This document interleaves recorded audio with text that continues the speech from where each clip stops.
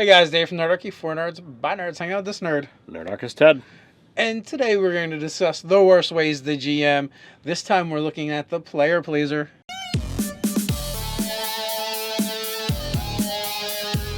Jump down in the description below where you can sign up for Nerdarchy as a newsletter, get weekly gaming tips, as well as learn how to game with us. Alright, we're diving back into kind of a new series that we've only done like one video on so far, and that is the worst ways to GM, DM, whatever you prefer. This time we're talking about the player pleaser. So this is one that I know I've been guilty of in the past, and every once in a while I have to like fight down the urge when it bubbles back up again, and it's one of those things that the early stages of it's kind of hard to tell, but when you go full bore player pleaser, it just is a nightmare for you as a GM. And what does that look like, Ted? Well, you wind up having characters that are overpowered. They're loaded with magic items. They're loaded with too much choice, possibly so that they themselves are burdened by it. Combat slows down, and you just are not able to present a significant challenge in any way, shape, or form to them because they got all the cards. Right, and it feels like too when you fall into this situation, and this could also be a Monty Haul campaign, but it doesn't necessarily have to be. I mean, there could be other ways too as the GM that you're just being overly pleasing to your players or to their characters, I should say. So the Monty Haul aspect, is you give them so much stuff, that they've got all the best gear, but it doesn't necessarily have to be in your old game that you ran in Shattered Realm. We had loads of gear, but there was always a significant threat, even though we had the best that 3.5 had to offer as far as magical items. There becomes a cutoff point. So if everything you're fighting has these kinds of things. Well, I guess with that game, like, you guys didn't have the best gear. You had a lot of gear.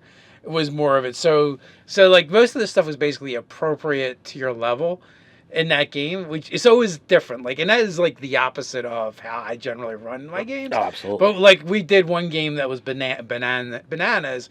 And like, you guys had so much stuff. It was like, at a certain point, you're better off raising an army and equipping it than trying to sell the stuff, because you would never be able to sell it. Right. Because you guys went like adventuring for years essentially and collecting stuff. Yeah, every single item that was of storage, bags of holding Within bags of holding. Well, wait a minute, that would have fixed the problem. Bags of holding, plural, quivers of Alhona, bracers of storing. You had all these different things, and it's like, oh well, do I want to use my +3 sword or my +4 sword of keying? They had to be careful which hand you reached into a bag of holding with, and then to not accidentally create a paradox. But I mean, back then, like, that really wasn't a big thing. So like, no one ever checked that kind of stuff. So it just all depends on your GM, really. Well, and the biggest problem is many times for GMs, and because I've seen this in my earlier gaming before I started gaming with you guys, and that's probably why one of the things that made me so stingy as a GM is like I already seen how they can wreck your game. Mm-hmm. The biggest problem is once you realize there's a problem and you need to fix it, now to the players it really just feels like you're penalizing them because you want to take away all their stuff you gave them because you messed up. Right. And you can fix a lot of problems with conversations. This isn't part of the player pleaser, but when you have to have a change, when you have to mitigate stuff, there's a way to solve a problem. There always is. And it typically starts with a conversation. When they put out the rules for converting 2nd edition to 3rd edition, they had ridiculous conversions. And my character, who had a 1889 strength in 2nd edition, would have wound up with like a 22 or a 23 strength. And you were just like, no. Like, I'm not having that. I'm not having your elf be stronger than an ogre. So it was like, okay, well, then if I'm going to do, if you're going to take this away, give me a way to have that be a sacrifice. So with a conversation, I was aware that, all right, my character's being penalized, but it wasn't. It was just I still had an 18 strength in the current rule set. I just didn't have all the excess that the conversion process would have given me. So I was like, well, let me donate this to, a thing in game.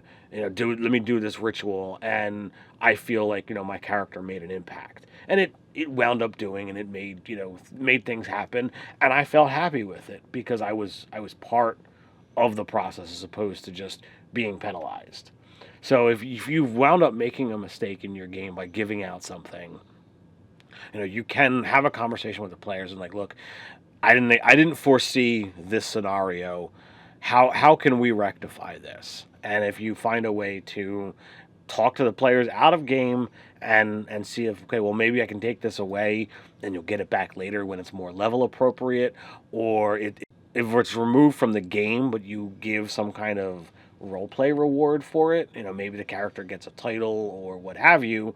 It's something that the character and the player are both happy with the result without it actually, eh, you know, ending in tears or frustration at you because you took away my stuff. It sounds like a win for the GM. Huh? Your tears fuel my GMing. But so that's only a small caveat of the player pleaser GM, and that's stuff. There's other pieces of this pie as well. Well, I was going to say, what about the selective player pleaser GM, who picks and chooses their favorites, whether it's a significant other, their best friend at the table, or I guess it could even go the other way where it's like, everyone's the favorite but that guy. You're pleasing everyone but that guy. So that can be a problem when the table doesn't get an equal share of the treasure or an equal share of the spotlight. That can be a problem as well. And that's a good point. Like, the GM might put the spotlight on one particular character in the group, and the stories are always driven by that character. And not only is the GM making the main plot lines about that character, he isn't even writing ways for the other characters to fall into the plot line and make it more interesting for them as well. He just doesn't care. Now there is a definite difference between this style where everything's about that and having a character who is more, or a player who is more charismatic and leader-like, taking the initiative and moving forward. Over the years that we've been gaming together, there's a lot of times that you strive forward, and through your role playing and through what you do, you push the story more than some other characters. But I've never considered that as I'm writing things specifically for you. Yeah, well, there's the difference in that is there's a way you can do it that includes the other players. Mm-hmm. Maybe it's tied to a certain element in one character's backstory, but then the trick is then to make it important to the other players too, and make them important. They're not just the helpers. Like, right. So you have to get them involved. You have to get them their chance to shine and role play, and sometimes the focus will shift onto them. I actually like doing that in my game, but I like to move the spotlight around. And even the game I'm now currently running, it has bounced from several players already. And in my mind, I've always had it, well, here's the thing I wanted to do for Alan's character, or something to happen, but he left the game before it could happen. Right. Or Todd's character, there's a thing I want to happen, but I haven't got around to it because we have large tables and we only play once a month. But yeah, so there's definitely, like with the Gobelos, they were circus members, so I had their circus come back to town, and then they were all undead. So there's things like that for a little bit for Alan, and probably a little bit more so for Ryan's character, where the Dragonborns, where it's when you guys actually went to the Dragon Realm and a portal open, and things like that, And but even still, like the Gobelos later, they've always been on a quest for the Fayglow, right? And so eventually I let them get it. And they had to, and I kind of did this like David Bowie / oh man, what was that actor's name that played Snape. You guys know who I'm talking about. Alan Rickman? Yeah. And when he passed away, I kind of did like this joint homage to those characters, and even though it kind of because it was the Goblin King, it kind of centered around the Gobblers, but in the end, like your character was like had lasting things that touched him because of that, and so I always try and, if I can, pull the other players in, move the spotlight around, and not just focus on one player, whether a DM is doing that because it's the person that they like the most at the table, they're sleeping with, or because that's just the most active player, engaging player. None of those are good reasons to do that. There's never a good reason to do that. You have to try and figure out how to pull the other players into it. And as a player at the table, you should be trying to think of ways to share the spotlight with others and pull them into it.